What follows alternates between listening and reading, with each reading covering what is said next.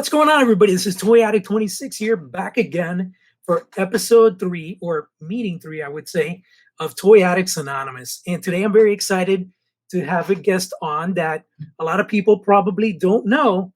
He's lurking behind the scenes in a lot of our favorite toy lines, particularly Four Horsemen and Super 7 product. I'm talking about none other than... Hey, I'm Nate Baertsch. I'm Nate Baertsch. I live in Saratoga Springs, Utah. I am 45 years old, and I'm a toy addict. That's right. And the best part about it is admitting that we have that problem, at least for us, because we're toy addicts. And like I spoke with Cornboy recently in another show, it's more of a blessing than a curse. I don't think an addiction to toys is something that's so detrimental or negative. It brings joy to us. I think that's one of the reasons why we collect toys. It has a connection with our childhood. There's a lot of fun memories attached to certain items that we purchase. And so yeah, today we want to know all about what got you into toy addict, into toy collecting, and why would you consider yourself a toy addict? Talk to us. So I'm for sure there's no question in my mind that I am addicted to the plastic. Plastic crack. The plastic crack, specifically in the form of action figures, but it also comes in the form of Legos, model kits. I'm even getting into some prop stuff. Just last year, because of COVID, this is my midlife crisis purchase. I mentioned my age, but my midlife crisis purchase, it wasn't like cheating on my wife. It wasn't buying some sports car. It was buying a life-size wearable costume of Darth Vader, like movie accurate Darth Vader costume. Oh wow. That was my biggest. With the lights and all? With the lights and all. Oh man. With the lights. In fact, and it's so bad, I've even started building another lightsaber for the Vader costume, because the one I have, this is stupid, but the one I have is from Rogue One, which oddly enough looks more like his Empire Strikes Back lightsaber. So I'm going to turn that one into A New Hope Vader lightsaber, because that's kind of where my costume is leaning. It's definitely the A New Hope look. Awesome. And so yeah, my toy, but I consider all of that toys, right? Tinkering on lightsabers, wearing a Darth Vader costume, building model kits. It's all that's the plastic crack that I'm absolutely addicted to. Can't help it.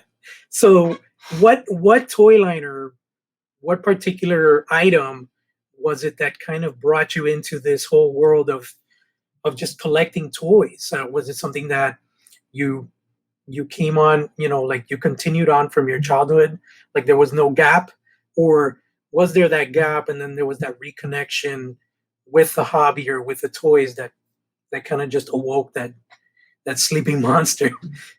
That's a great question, because if I look back, there hasn't been a real gap, I would say.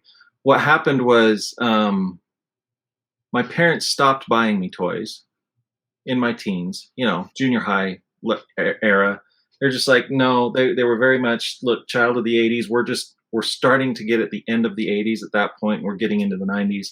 And back then it was just the thing. Parents did not buy you toys past a certain age, period, end of story. But I would hang out with my buddies. We would get stupid little jobs, mowing lawns or working on some farm. We would collect up enough scratch to get bus tickets into the big town, Salt Lake City, and go to the mall there. And I found myself, even as a teenager, wandering into KB Toys and looking at, like, what's the He-Man line doing now? Where's it at? I remember actually seeing like Bionatops and some of the hero stuff that did get released. I remember seeing some of that in KB Toys, and man, I wish I could have bought it then. But I also remember seeing like New Adventures He-Man stuff coming out and just kind of being confused by that. But I would still purchase from time to time. I actually have here, excuse me, this Batman. It was around 89, right? So this was from the Kenner line. This was the wall scaler Batman. And I remember buying this Batman as a teenager. and still holding on to some of that stuff. I remember buying a RoboCop Ed 209, the one that fires the caps out of the back. So I was always loosely aware. I was sad to see Star Wars was gone because my first love, I would say, the very first toys and action figures I remember holding and loving were Darth Vader, Ben Kenobi, X-Wing pilot Luke Skywalker, and then I would combine them with my parents also got me some Battlestar Galactica figures, the old Mattel ones, the Ovion guy, the insect dude with the arms, and Daggett, the dog thing that was played by a monkey. But anyway, so Star Wars had come and gone, and yet I still found myself playing with things like Star Wars and robotics and stuff like that. Long story short, to get to it, went away to college. My college and high school years, I really got into model making, doing stuff like the Batmobile, a lot of different jets, a lot of futuristic concept car kind of stuff. It was my uncle actually that kind of encouraged me to go the model route, just in the sense of like, if you want a hobby, I can tell you like this stuff. Here's some more plastic for you, right? and even better, here's some really horrible fuming glues for you to sniff while you're putting that plastic together. And some people hate the smell of that stuff. Unfortunately, I love the smell of that stuff, so that probably fueled my addiction at that point. But yeah, the paints I just loved. So that got me into also a little more of the creative process in the toys, in the sense. Not so much from a collecting standpoint, but also seeing how they're made and building stuff myself. I think that kind of went hand in hand with my collecting, in a sense. And it wasn't until I had come back from college, I served an LDS mission, Church of Jesus Christ Latter-day Saints. I'm LDS. Served a mission in Paris, France.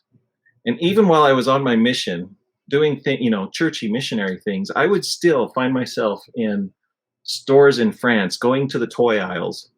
And that was around the time that the Power of the Force line was coming back. This was, mid to late 90s. And here I am as a young adult still buying those action figures, even on my mission. And then when I came home, it was game over. Star Wars Power of the Force line was taken off. Episode 1 was coming out. So there were Star Wars everywhere, all over again.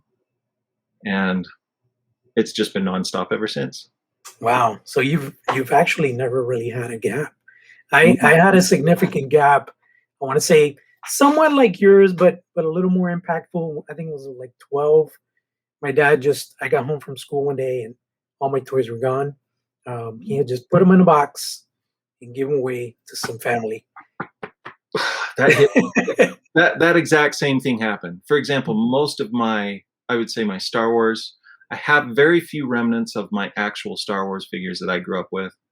I don't have a single Masters of the Universe action figure that I grew up with. All of that stuff, exact same thing as you. My dad either my mom or dad or someone threw it all in a bag, and who knows who ended up with it.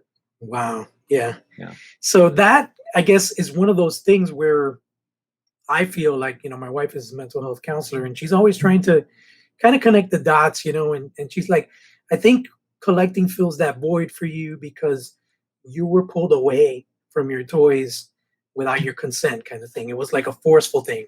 So you find like solace and peace and happiness in being able to buy all the crap you want, But it's funny you mentioned Star Wars because I know Star Wars is something you're very passionate about. And what got me into collecting was essentially Power of the Force, because somewhere around, I want to say, I think, when was it that Power of the Force launched? Was it like 92? It was later. It was 95, I want to say, 94, 95. Right. So that's like there were pretty those, much like there were those little Bendham things. I remember those Galoob horrible ones. Bendham figures, and I was so thirsty to get new Star Wars stuff. I had in fact, where did he go? Oh, I had a Yoda sitting up here behind me, the Bendham Yoda from that time.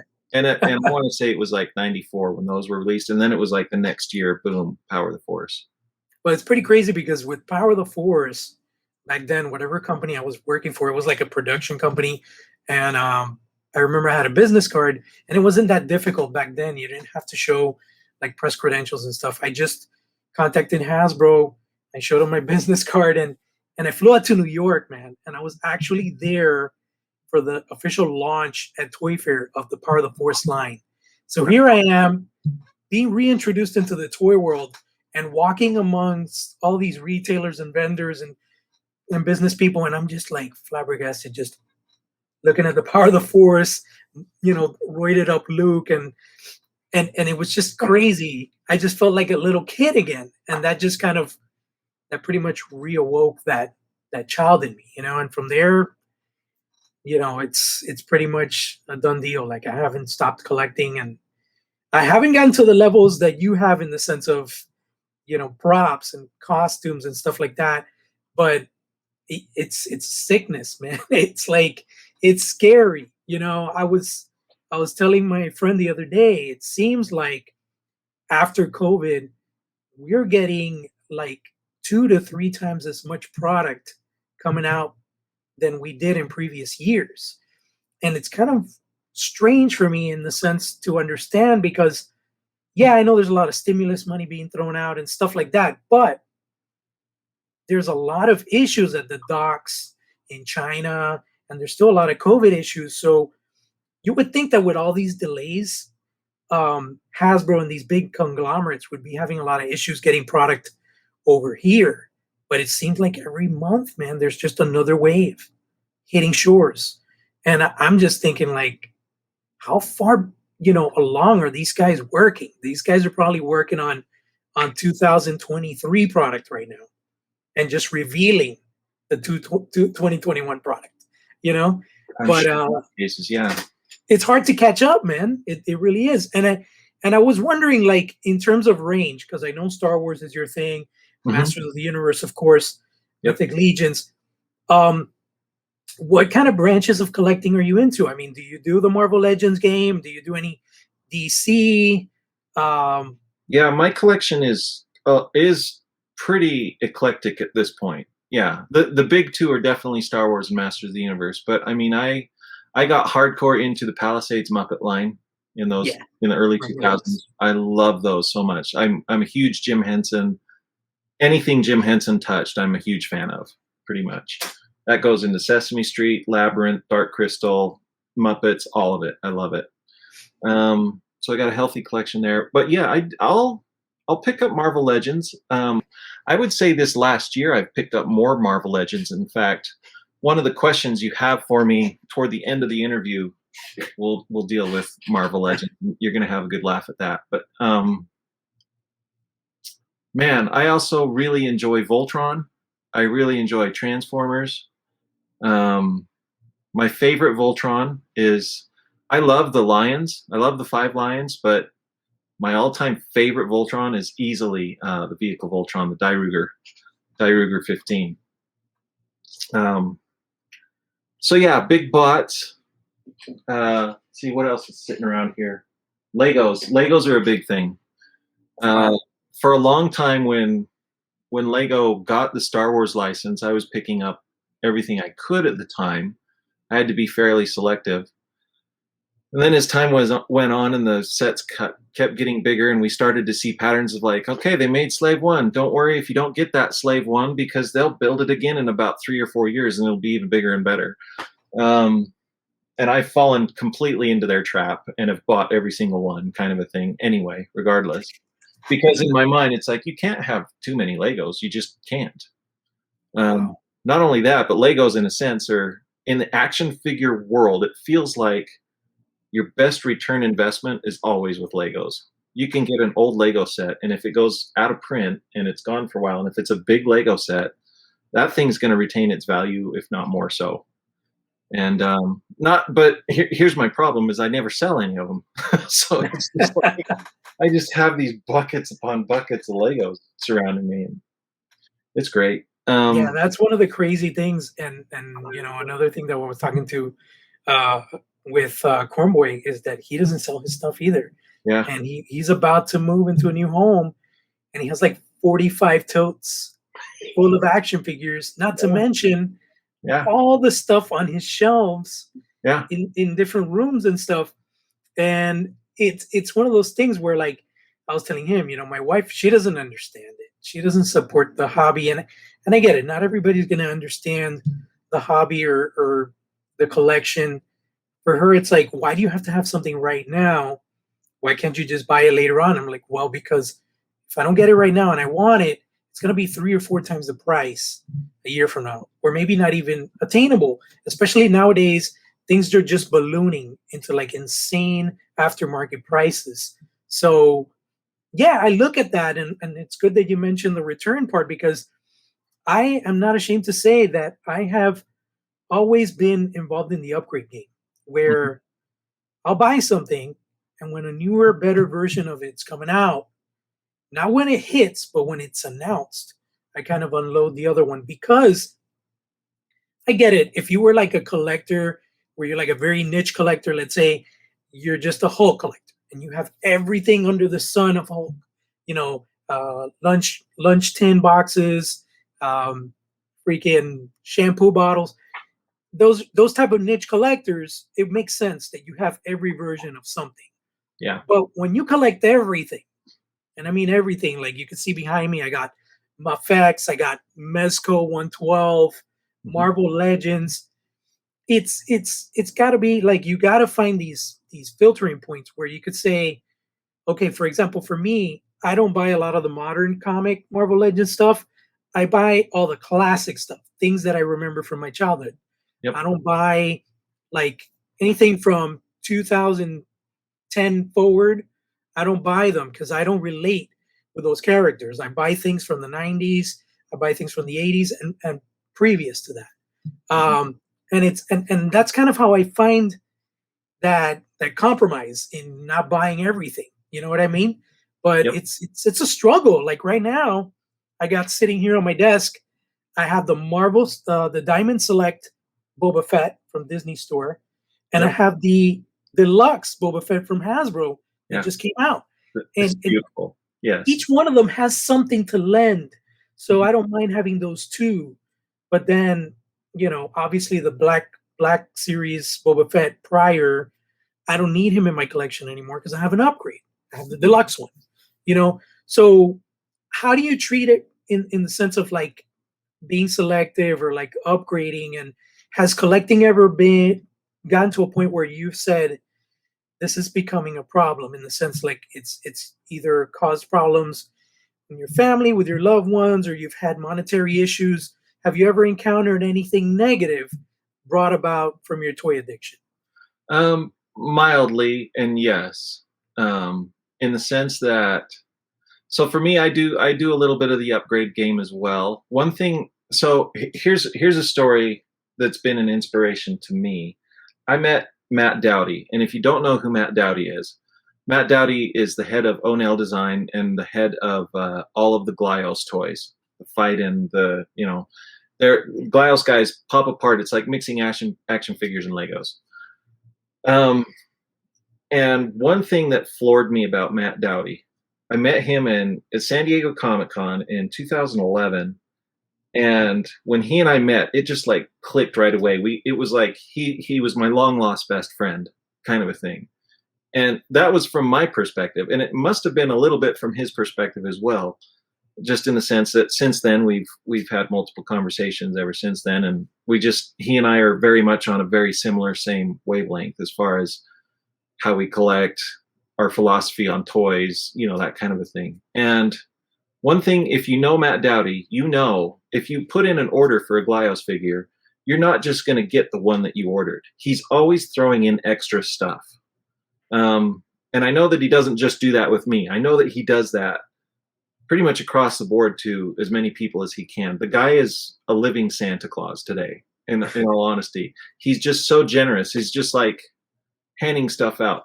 So much so to the point, I'm going to share this story of the first time I went to his house in Massachusetts. Went up into his collection room, saw where all the work happened, saw his work desk and all this stuff. And we were sitting there talking, and he was showing us all this stuff. And I pointed out the Matchbox Die Ruger vehicle Voltron that he had on his shelf.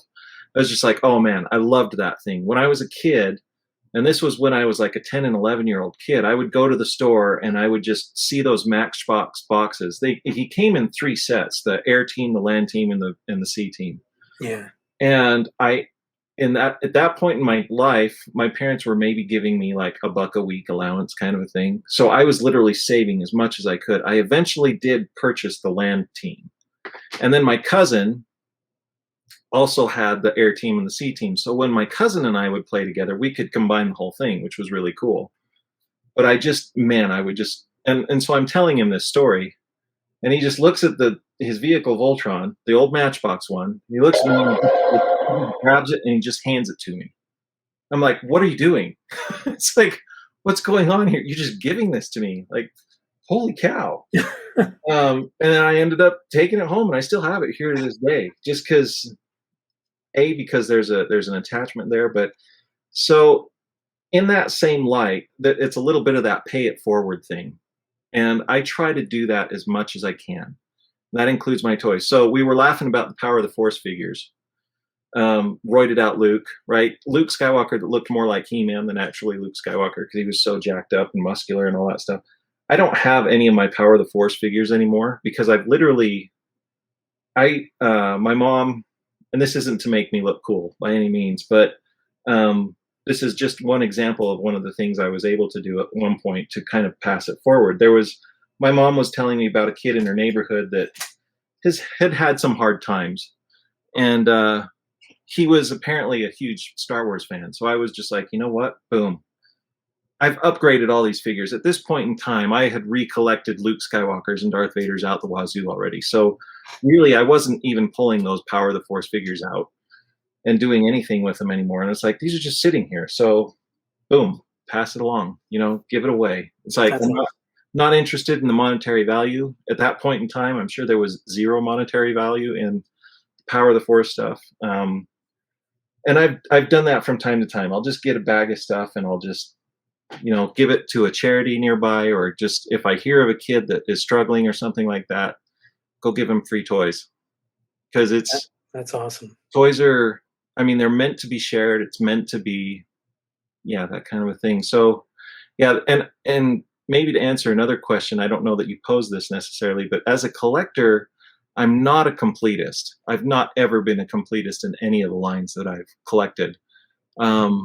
The closest I would say I'm at would be the Masters of the Universe Classics line.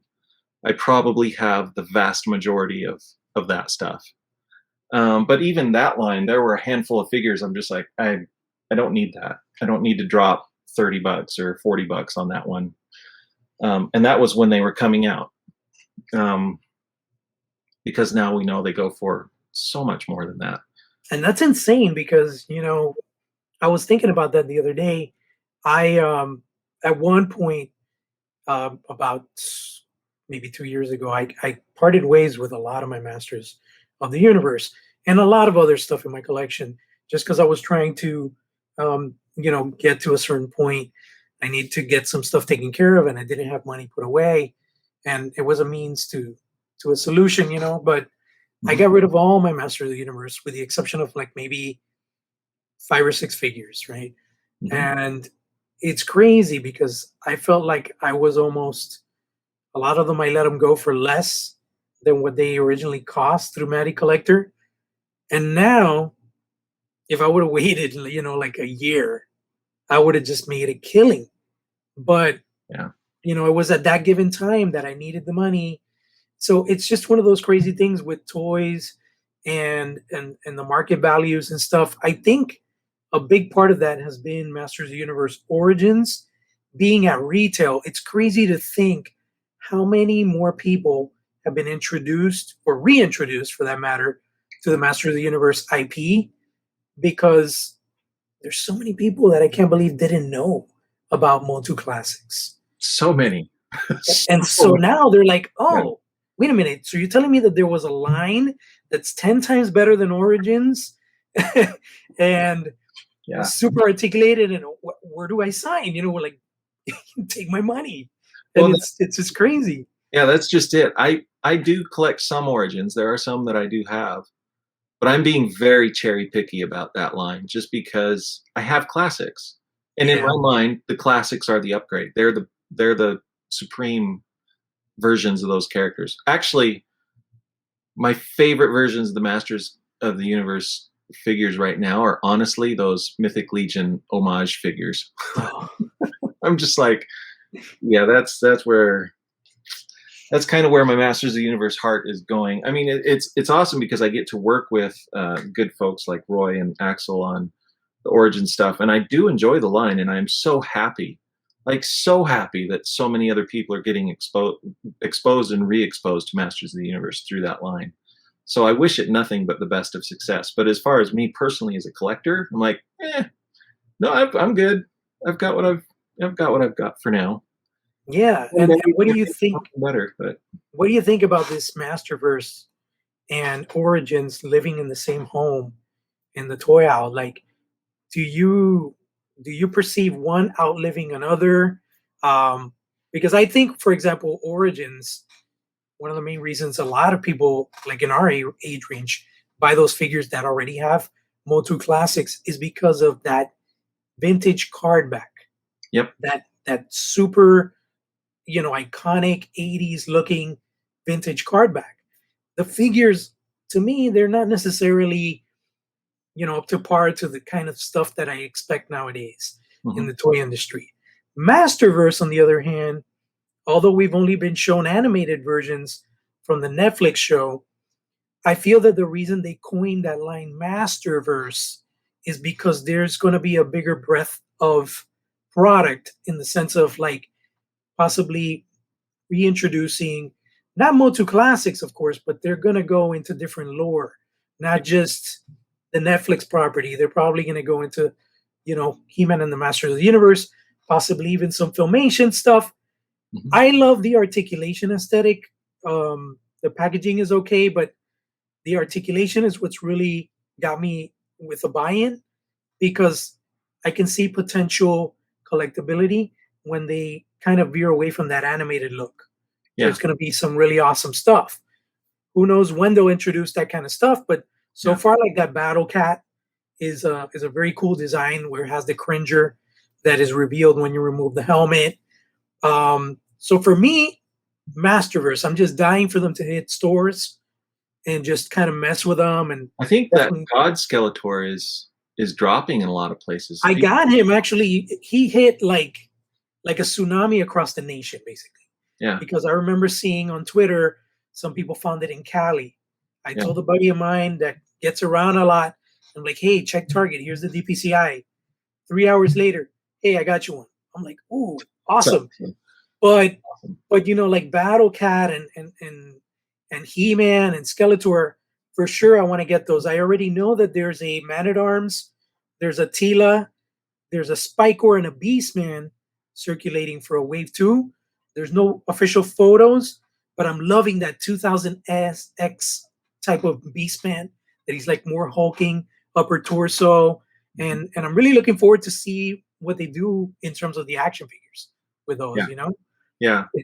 It's going to be, possibly like a resurgence of Motu Classics, but, with more articulation and a different sculpt style, Yeah. No, I'm loving what Mattel is doing in terms of, well, first of all, this is new for Mattel. Mattel for a long time was like, no, if we're doing a He-Man figure, this is the He-Man figure, period, end of story. And it was classics. But because they're actually branching out, I feel like they're listening to fans more. I feel like they're adapting. And I think that Origins has a life. It could, man, especially with at the rate of how many things they're developing and producing each year, it'll be as big as classics, I think. And I think what will be interesting to see is if the populace or the general public or the people, the main buyers, will continue to buy so that they run out of the old figure line and they're having to do new stuff like Shadow Weavers and Heroes and even beyond that. Like, let's get into some of the obscure stuff and just see how it does. That for me, whenever a toy line is able to get that deep, it gets really exciting for me. Like it was really hard to see classics go away because it was so deep into a lot of that obscurity stuff. And I felt like it was just like, man, this is just getting funner and funner. And then all of a sudden, It's like, nope. Yeah, it's crazy because they had Toy Guru has a YouTube video, YouTube channel, and he actually shared plans on what would have been Motu Classics, the whole lineup for that year in Yep. 2016. And man, the Comic Con exclusive was absolutely something that I had been campaigning for years. A Captain Randor and Keldor 2-pack, man. That would have been I would so have cool. loved to have seen that. Yeah. And I guess the Horseman never got around to sculpt that or anything, but Yeah. man, I would love to see that somewhere later on down the line. I mean, they did this 2-pack for Origins, Mhm. but like I said, I'm more into that articulation and that more modern sculpt, more like Marvel Legends type of bodies, Mythic Legions. So I Mhm. would definitely love to see a 2-pack in the Masterverse, perhaps Yeah. line. Yeah, for sure. And that's the other exciting thing is if I can the Masterverse line in general is to me genius in the sense that especially from an artistic standpoint, they've opened themselves up so they can eternally play with that property for as long as they want. They can explore any look they want. They could bring back classics if they want in that line under that banner if they wanted to. We know that we've seen them do that with their DC line. It went from DC superheroes to DC classics, and it was, it's all they're basically the same figures. It just kind of blended one from another. And as far as the collectors go, the collectors are happy because it's like we can still bolster, it all still presents well on the shelf. It all still scratches that itch. It's give us more of that plastic crack, right? Yeah. So it's a good move. I am hopeful that it will continue to do well, and I'm hopeful that fans will, just don't drop this ball, Mattel. I think they can go a long way if they want to. I agree, and I mean, I love the fact that they're licensing out. So we have things like Mondo doing those awesome 6-scale figures, and Yeah. we have the Mega Blocks, and we have all sorts of other stuff. You've got Tweeterhead doing their amazing statues, and Yeah. Oh my God, those what is it? Tweeterhead. Tweeterhead. Yep. Yeah, it's incredible that So good. Hordak that recently came out. That thing is fantastic. Not to mention the Hordak from Mondo that's coming out. Also That gorgeous. Yeah. that Amazing looks pieces. that looks really nice. But what I'm waiting for, which they've teased, and I'm hoping probably for Comic Con, is they'll do a full reveal of Trapjaw and Beastman because I know they're working on them, but it's just like I don't know what kind of release slate they have in mind because I know they're working on a She-Ra. So they did Hordak. They're probably going to do She-Ra next because they complement each other. But I'm dying to see what they're going to do with Trapjaw and Beastman. Yeah, those will be off the hook amazing. And the design team that they have surrounding that, it's a great group of guys. Do you limit yourself in terms of scale? Like, do you stick to just 6-inch and like do like larger figures as well? I don't. I do like some of the larger stuff where I can. So the only two lines I would say that I do that with is He-Man and Star Wars. I do have a select few Hot Toys pieces for Star Wars. You can see behind me I've got some of the old NECA statues from Masters of the Universe. I am a fan of statues. I feel like, especially when they're big, like that big scale, it presents so well. I really, really enjoy them. I would say, gosh, with both Star Wars and Masters, I'm all over the place on scale. I mean, I've got all the Mega Constructs for Masters. I picked up the world's tiniest figures for Masters. Oh yeah. Some of the Hot Wheels, and I was just tickled pink when I found out that I could stick my world's smallest He-Man and stick him on the Hot Wheels Battle Ram. I'm just like, this is amazing. So stuff like that, I do enjoy. But I will say, this is where I run into trouble with my collection, and I'm still having an internal battle here with Star Wars because my first love has got to be the vintage collection scale, the 3 3/4 scale Star Wars figures. They're in my mind, the best representation of what the old Kenner figures were. And they're small enough that we can get vehicles and play sets and things like that for them. And I enjoy that aspect of it. I really enjoy that play pattern, as it were, for the Star Wars line. But I love the Black Series. Like, I love the 6-inch Black Series stuff. And so I've got this giant tote sitting next to me full of all this Black Series stuff that is also beautiful. I don't know if you can see it. Nope, I'm pointing the other way. Over there, there's like, I've got Ewoks that just came out, Black Series, the Tebow and the Paplu with the indoor set. I've got speeder bikes going. I love Star Wars so much that, yeah, I absolutely have this problem where I have two full collections of things. And I just like, if I need to boil it down, I can't have both. But right now I have both, and I'm so happy with both. So why would I get rid of one or the other, kind of a thing? Yeah. And so I am running into that problem. And to your question earlier, it's like, when did I realize it's a problem? And I'm there. I'm actually there right now. So my wife has tolerated my collecting, and believe me, it's toleration at its purest. She's just barely hanging on most of the time. She's like, "Are you kidding me? There's another box that just showed up," and it's like, how much did you spend on toys last month? And one thing I think we've stayed away from, and it's probably been hurtful in a sense, is we've not really looked at what my spending is on toys. Earlier in our marriage, we absolutely did. I was just given a budget, and I just lived in that budget, and I was fine and happy. And if stuff came out that was out of my budget, I was just like, I just got to get it out of mine. I actually need to go back to that. I need to just give myself an actual budget. And also space. I mean, so much. I'll be honest. I worked with Super 7 and the Horsemen on the Thunder Tank. And this is confession time here. I love the Thundercats, and I love the Thundercats classics, or the Ultimates that Super 7 is doing. I'm collecting as many of those as I can, and I got to design.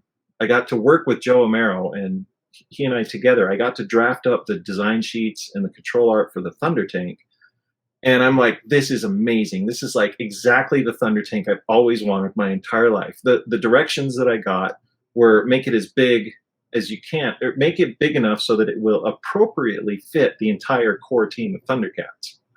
So that means 2 figures up in the front. That means the other 4 to 5 figures in the back, and that they need to have places to sit and room to mess around and storage for Thundranium, right? So it was like, I'm like, this is amazing. Pre-order comes, and I see the price, and I know how big it is because I designed it that big. Yeah. Like, I can't do it. I can't do it. I can't. And I did. Pre-order came and went, and Nate Baertsch did not pre-order or order the Thunder Tank. Wow. So it's like, largely because I'm there, I have no room for this stuff anymore. But it's understandable because, like you said, your core thing is Masters and Star Wars. Yeah, Snake Mountain's right there behind me. So there you go. That's a $700 piece versus the Thunder Tank. So here's the thing. Let's say you were given an option of, let's say they're gonna do Black Series HasLab, which they did announce, as a matter of fact, working on a Black Series piece. It's not a vehicle. My gut tells me it's a Rancor. I've been waiting for a 6-inch scale Rancor for the longest. For me, Return of the Jedi was like the most significant film because it's the only one that I actually got to see in theaters when I was a child. Yeah. So, anything that has to do with Jabba's palace, Jabba, the denizens, all that stuff, give it to me. Take my money. But let's say they tell you right now, oh, we're working on a Black Series Razor Crest, for example. Like, I already got the HasLab Razor Crest. I did too. I did too. Confession time. But I mean, let's say they did, something that you wouldn't expect. What's a vehicle in Star Wars lore that you would absolutely not think twice about, going heavy on the investment for if they produced it? So this is very telling of, okay, my favorite, here's the thing. I'm with you on Jabba's Palace, 100% with you there. My first Star Wars movie experience, I know that my first one physically was actually Star Wars. in 77. But I don't remember it. I was 2 years old. Right. Maybe 18 months to 2 years old, somewhere in there. So my mom tells me, yeah, she took me to see it, and I thought it was awesome as literally barely not even a toddler yet, right? Yeah. So Empire comes out, and my uncle is working for Channel 4 News, so he gets premiere tickets to the premiere of Empire in Salt Lake City, Utah, at the Tower Theater, and I got to go. And it was one of those big celebration things. I mean, they had people in costumes. I distinctly remember being a 5-year-old and hugging Chewbacca. Some dude in a Chewbacca costume, right? But I distinctly remember standing in line outside of the Tower Theater and hugging Chewbacca. I also remember going into the theater, and before the movie started, they had a parade of the people in the costumes coming down. They had Luke and Leia and Chewie, and they were walking down, and everybody's cheering. And then all of a sudden there's Darth Vader with his lightsaber and a couple stormtroopers walking down with him. And everybody is like, boo, boo. And I'm the 5-year-old kid in the audience saying, boo you, Darth Vader. And he points his lightsaber at me, and I'm so scared I'm jumping under the chair. And I'm hiding under the chair, and everybody's laughing. Like literally the room was full of people just laughing at this 5-year-old kid that was scared to death of Darth Vader. These are my first like Star Wars memories. And in a theater setting. So I mean, it was I can see now as an adult that was a pretty special experience, even for anybody. And so my favorite pieces of Star Wars stuff really fall back to the Empire era stuff. And so, man, I'm telling you right now, when I got that Christmas way back when I was a kid, I got the Dagobah playset, the Kenner Dagobah playset. My favorite thing about that was the quicksand, easily.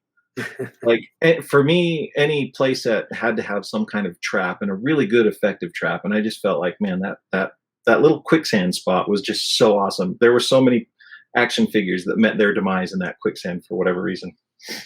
So man, if Black Series came out and was like, okay, we're doing a Dagobah playset, complete, faithful, updated redo of the old Kenner one, but it's plussed up because it's Black Series. So it's accurate Yoda hut. It's a functional quicksand pit or something. You know, there's a place where you can lose R2. There's a place where there's the cave fighting Luke and Vader.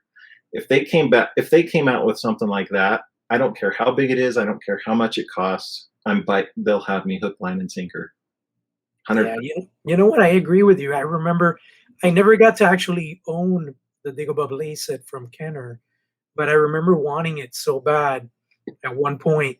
I mean, of course, it was attainable later on, but I think later on, as I progressed, I had that upgrade mentality where it's like, okay, these are cool. Like if I had the original toys from Kenner from when I was a child, the actual physical toys, I would hold on to them. But I'm not to that degree where like I have to have, you know, the 12 backs and all this classic vintage stuff. And I remember one time I was very interested in the microline. Yeah. You know, the diecast minis with the worlds and stuff. I had Hoth World. Yeah, that was cool. I had Death Star World. I had a bunch of those, and I bought them later on, you know, like in my 20s. And they were really cool pieces. But yeah, I think like a Dagobah playset that would absolutely, aside from a Rancor, that would absolutely be. Yeah, the Rancor is right up there as well. I have very deep, great childhood memories of Rancor. My grandma got me my Rancor monster when I was a kid, and I played with that thing so much. Again, great action feature. That monster ate so many figures. I don't know how many times I dropped Yoda in there and had to shake him out upside down. Chewbacca was also one that you had to be careful with because he was so skinny. He was long, but he was so skinny, he would just go right in. Right. It was like, so yeah, there were numerous times Chewbacca got lost in the Rancor. So yeah, and I'm with you on that one. If they did a Rancor for Black Series, that would be hard to pass. That would be really hard to pass on. As far as spaceships go, though, like I have for the vintage collection, what I feel like are my core ships. I have a good X-Wing. I have a good Slave One. I have the big Millennium Falcon. Like I said, I ordered the Razor Crest. I'm a huge fan of Mandalorian right now. Like that is amazing. it's an amazing show. That's a line that right now I'm actively collecting. Like I said, I have very few hot toys for Star Wars, but Mandalorian is one of them. I've got sitting up there, there's a Mandalorian Hasbro Black Series helmet. I've got, the Razor Crest on pre-order kind of a thing. So I'm definitely getting the bigger items for that property as well. But again, to that, I still have that problem. I only have so much space. Yeah. And that's what I'm running into. So the stuff that you have is pretty much contained within this room that you're in right now. Yeah, you don't have anything in any other part of the house. No, my wife, again, because my wife tolerates this as much as she does, that's been her one rule, so to speak, is it's got to stay in here. Now, having said that, my son collects stuff. Oh, boy. So his room is also fairly full of toys. But that's his collection. That's his stuff. Right. But yeah, for the most part, a lot of my stuff is in totes. But the thing of it is I justify it by rotating things out. So what you see on the shelves, if we do another interview in 5 or 6 months, it's going to be a different set of stuff. That I do have some standbys that shelf right behind me there. That's pretty much always the He-Man statue shelf. That's just is what it is. But everything else can rotate and move around, and I try to do that. I'm definitely a toy opener. I do not leave hardly anything in box. The only things that I have in package still are things that I might have a double of because I was a part of it. So, for example, I have a carded Ramathor figure in my closet because Ramathor was the first Four Horsemen job I ever had. It was where I got to do the packaging artwork for the back of the Anatharian 9 card. So, stuff like that. If it's sentimental, if it's easy, that's one thing I like about Mythic Legions is some of those I can keep on card. I'm so heavily involved with all of the packaging artwork that I've tried to keep at least one, if not two examples. So for the horses, I kept both horse boxes that came out recently for Aerithir. I've got an ogre box and I've got a troll box that I'll probably keep, but everything else I just rip it open and yeah. Toys Yeah, that's what they're meant to be. They're meant to be played with. But I tend to have that sickness of having the doubles, not with everything though, but with, like, for example, Thundercats Ultimates. Because for me, Thundercats is like your Star Wars and your Motu. Yes. Star Wars is huge for me as well, but I feel that throughout the years, I've gotten more since I'm like all over the place with my collecting. Haven't concentrated so much on Star Wars versus I don't know who could. Only Steven Sansweet, I think. Only Steven Sansweet could probably be the guy that could collect everything Star Wars. Yeah, because I just feel like there's such an abundance of product out there, and every character has been redone like 10 days from Sunday, and so it's just one of those things where I don't know if you just saw the reveals today. They're doing Power of the Force, under Lucas 50th. Yes, and it's like, okay, I don't need the Greedo, but I need that Luke and Han, but not to open though. You see, because the whole aesthetic of it is okay. These figures that came out in the 90s, now they're plussed up and they're on card, and it's just something that I can, my kids, it's like, oh, this is Dad's collection from when he was younger, and now they came out again. And so you make those little connections, and you sit there justifying these purchases, and it's like, it's a sickness, man. It really is. So that brings me to the next question, which is there a piece in your collection that you would say, I would coin it a shame piece, in the sense that is it something that you paid an exorbitant amount of money for, did some crazy crap to obtain it, like in terms of a trade, or even maybe defaulted on some bills to obtain this piece? So the one I have, thankfully you sent me that question earlier so I could think about it. So in my collection, there's not any one item I've ever spent over $1,000 on. The closest I've ever had was the Snake Mountain at, what was it, $750 after shipping kind of a thing. Yeah.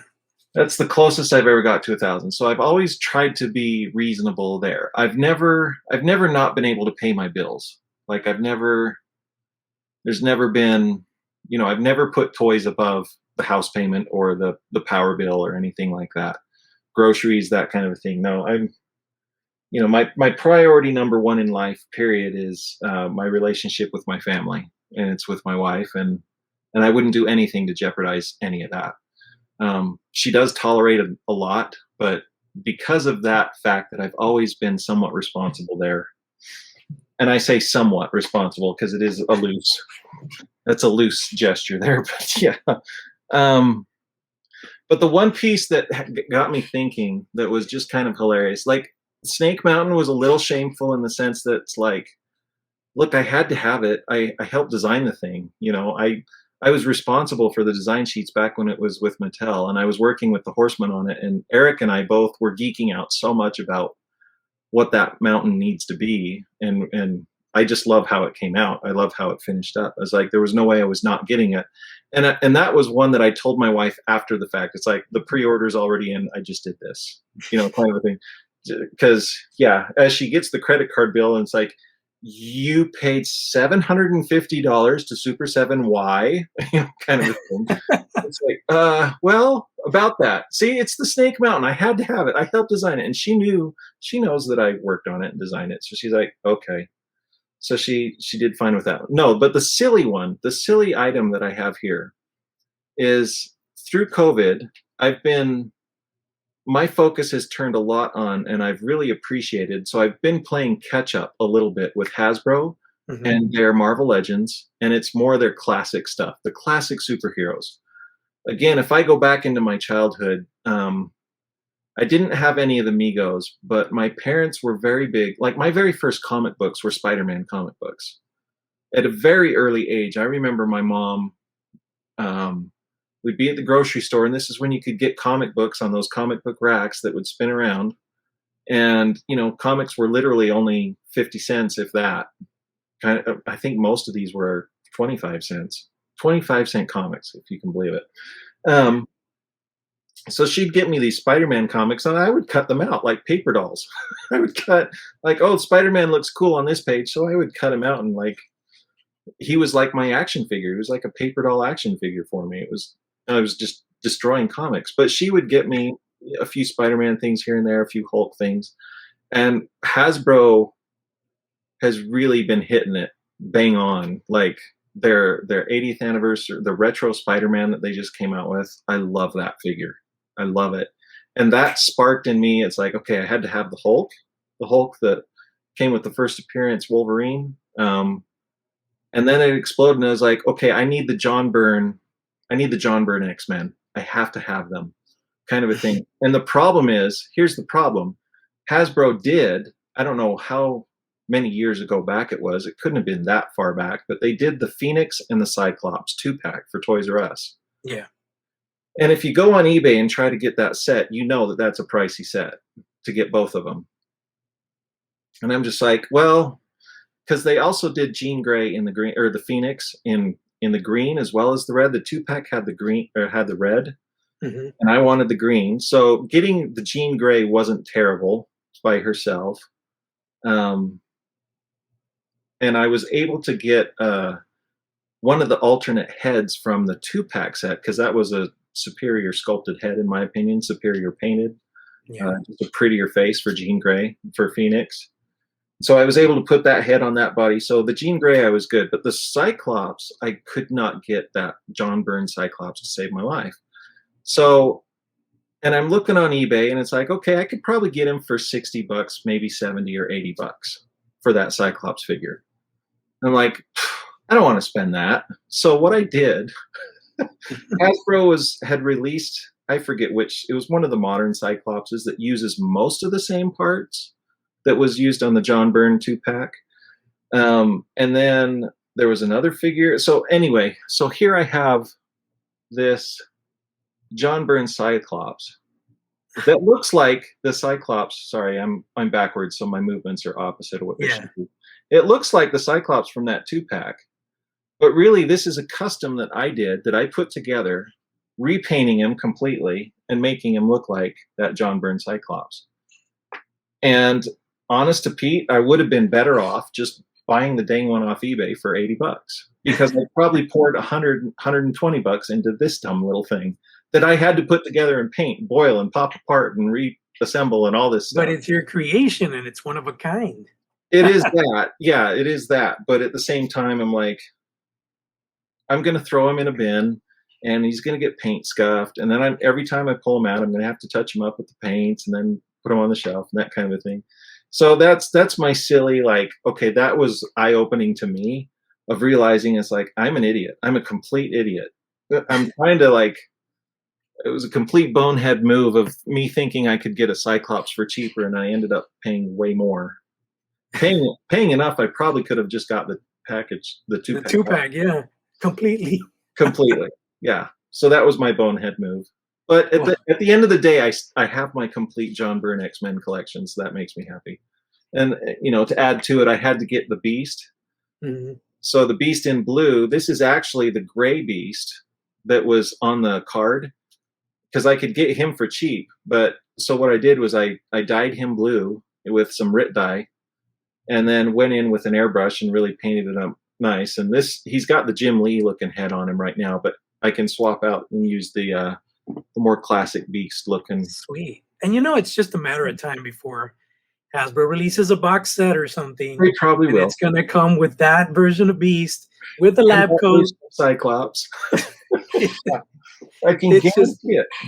It's that game, and we know about it, but we still go and we buy this stuff because we don't know what their plans are. We know that eventually it's coming, but is it coming in a year? It's coming in 2 years. Right. So we had that kind of issue. And it's funny because, with the whole Thundercats, for example, that you've worked on the toy line, it's been a very long time coming. I remember talking to the Horseman about Thundercats for years before Mattel even decided to approach the line. And then I remember one day it was like Comic-Con coverage or something, and the Horseman posted an image that was the Mattel emblem, like the metal kind of part or the ribbon part, but it had the Thundercats emblem inside. And I'm like, oh my God, it's happening, Mattel and Thundercats. And I just went nuts. And I remember the Horseman had one t-shirt with that logo on it, and they gave it away at the con. And I asked CB, dude, please tell me you have an extra shirt. I want one of those shirts so bad. And it's pretty much from that point, man, I just felt like, wow, I can finally die happy. I'm actually going to get my Thundercats toy line. Then Mattel canceled it. They had some crazy plans, though, because if you look at a picture that Scott Neitlich released not too long ago, they were planning on doing Cat Slayer by last year because they had a 5-year plan set. Didn't exactly like their choices for like the subscription exclusives and stuff like that, but they were going to get around to everybody. We were just going to have to wait 5 years to build the core team. So I'm so glad that things happened the way they did, because with Super 7, Brian's just kind of given us the core team right up front in the first year. And now it's just like Snarf, I believe, and Wile E. Kid and Wile E. Cat. But whoever had those from Mattel, we already got them. So I don't. From Mattel and Joe Amaro. Yeah, Joe will get you covered on the Snarf, but Mattel. I got Snarf. I have that Snarf. Trust me. Yeah. And it's funny because I was revisiting. I've been watching Thundercats on Hulu because I don't remember every episode from when I was a kid. And there's actually an episode where Lion-O, the time capsule that he came in from Thundera, it was, they were trying to remove it from somewhere, and it collapsed, and the gas from the chamber spilled out, and Lion-O is just basically de-evolving. He's turning into a child little by little. So it got me to thinking, like, that's probably their approach. They probably do a Snarf with a young kid Lion-O 2-pack. That would be cool. That would be cool. There's a lot of, and as collectors and a toy addict where I am, like, I'm constantly thinking about when I see something. Like, for example, today I went to Walmart and they had the Bring On the Villains line at Walmart. So I don't know anything about this guy. but Neither do I. the expression on his head, dude, it's like it gives Yeah. itself to like a meme or like toy photography. And like I posted this on my Instagram. I don't know if you saw it. And it's like he looks like he's having a brain freeze from drinking a Slurpee, you know? Yeah. So Awesome. that was my justification for buying this guy. I'm Yeah. like, dude, the expression on this guy is like I have a migraine or I got a brain freeze. And that justified me spending $20 today at Walmart. So it's just That's awesome. the toy addiction, man. It's crazy, bro. It really is. Crazy. It's real, but look, there could be so many things we could be addicted to that would be so much worse. Absolutely. I So many totally things. agree. And that's my selling piece to my wife. It's like I don't do drugs. I don't go out with the boys, hanging out, Right. come home late. I'm not I out of don't the strip drink. clubs. Yeah. Exactly. You know, it's more of a wholesome thing, but I get it. For her, it's like, keep your stuff in this room. At one point, I have this, you know, how you're rotating stuff around your room? Yep. I don't have a toy room yet. That's my plan when I purchase my home. But her thing is like, keep your stuff here. We're going to buy a home. I don't want like all sorts of furniture everywhere in our bedroom. I have one Detolf, dude, in the bedroom. And that's what I'm doing. I'm rotating. I Yeah. just got my Aerotheer Wave. So I got those on display. I moved out some other stuff. And that's kind of like how I do it. Yeah. You know, every 2 or 3 months I'll like switch things out, you know? Awesome. Yeah. But it's crazy, man. It's fun. Well, and it you know, I've found even recently because my collecting has slowed a little, and it's going to slow even more, I think, especially with the advent of Cosmic Legions coming in. Oh my god. Those are going to be things I'm going to have, and I have to find room for it now somehow, some way. So I think that's the other thing is one thing I've realized is that fairly recently I was looking around the room and I was looking at everything that I have, and you know, I forget who that lady is on Netflix that had some organizational thing, and she was just like, if it doesn't bring you joy, then get rid of it. That seems like that's her phrase. Well, my problem is I look around my office and I'm like, every single thing in here gives me so much joy. Everything. There isn't anything in here I want to get rid of. There's none of it. It all brings me some level of joy. And I'm good with that. I'm at peace with that. And I know I'm going to continue to buy other action figures. It'll ebb and flow for sure. I think there will be times where I'm collecting a lot, and then there will be times when it will slow down. And likewise, there will have to be times when I'll just have to buck up and say, you know what, I don't need that tote of those things anymore. Or I find it's like, yeah, after 3 or 4 or even 5 years, I didn't open that tote once. Why do I still have those things? Yeah. Let's move them on, kind of a thing, to someone that will want them, and that's a good thing. Plus, to your point, I want to say it's been awesome hearing what you're talking about with Thundercats. That's another part of why we do what we do. It keeps our mind dreaming and thinking about things that that really are thrilling to us and really are very satisfactory. And there's a sense of purpose behind it for us that we enjoy, such that our mind can't not think about it. That's where my head is with Mythic Legions. I feel so blessed and lucky that I get to work with the guys on these lines, on the packaging, because that's kind of where my playground is in my head anyway. It's one of those things where it's like, you know, what kind of environment or scene do I want to paint next for the next batch of packaging? What do the fans want to see? What do I want to see as a fan of this property? And I get to kind of play in that realm, which is, so it's fun. And that's, I highly recommend anyone that toy collects maybe try to break into the industry somehow, because then at some point your wife or your significant other, your partner, you know, whoever will turn and say, you know what? Yeah, they collect all this, but check it out. They also do this. This is their work. This is their job. And then that makes it another step up cooler. It's like Cornboy says, it's research and development. That's what he tells Karina. Yes. It's research and development, babe. I'm like, well, okay, 45 tubs of research and development. But yeah, it's and I totally agree with you. And you know, we've spoken before, and I that's one thing that I'm eventually trying to weave my way somehow, whether it's creating my own Kickstarter or doing something, but I want to be involved in the toy industry somehow, you know. Yeah. And I think, you know, it's a passion that when you want to accomplish something, you just have to keep at it. And eventually, you know, it gives. So I'm still hopeful that some way or another, I'll be involved in some way in the toy industry. Do it. Just go for it. Absolutely, man. Nate, it's been great talking to you. Thank you so much for taking the time. Thank you so And much. you know, like I said, we're addicted, but we're proud. I have some shirts that I made a while back when I used to do toy reviews, Oh, and cool. it's crazy because now that things come full circle and I'm doing these shows, on the back it says addicted and proud. Hmm. So I think it's so cool to have a shirt like that.